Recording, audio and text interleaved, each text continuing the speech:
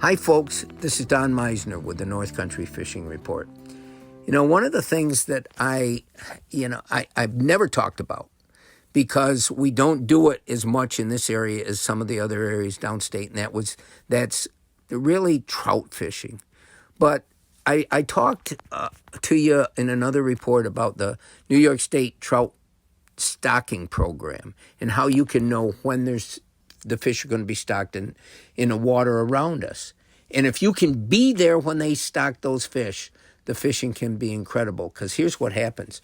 When those fish are put in the water, they're confused. I mean, they've been brought in a truck, they've been raised in a hatchery, in a tank of some kind, and they're dumped in the water. They don't know who they are, what they are, and anything that comes in that water for them to eat, they're probably going to just go after it. It's the easiest time for somebody to catch a number of trout.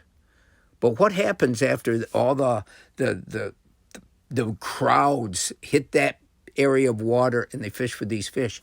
What do the trout do then?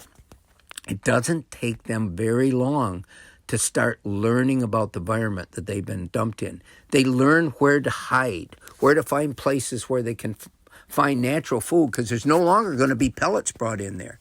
So if you can wait a while after the trout are stocked, they'll start to disperse in different sections of the stream, and they'll start to find those places that trout are supposed to find, where they can hide and where they can be safe from you, but they can also find places where they can find other food to eat. And I think this is really an important thing for us to understand as fishermen, is whenever fish are introduced to a new area, they have to either know how to return to where they once were, or they have to find out what that area is for them. The same thing happens in the spring when you've got high, rushing floodwaters, and you wonder, how can these fish ever survive? But they learn to. And that's the point. Stocked fish are a whole different type of fishing in the beginning. But if you give them time, they start to become, I hate to say more native, but that's kind of what they become. Their flesh changes. It becomes darker and richer as they eat natural foods instead of pellets.